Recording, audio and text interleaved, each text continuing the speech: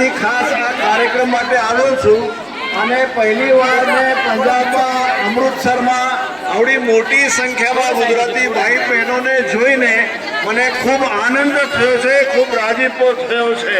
હું ગુજરાતમાં પાછો જઈશ ત્યારે આ કાર્યક્રમની બધાને માહિતી અને ફોટા આપીશ। તમે બધાની જે માતાજીની ભક્તિ છે એ જોઈને મને ખૂબ ગમ્યું છે, ખૂબ રાજીપો થયો છે।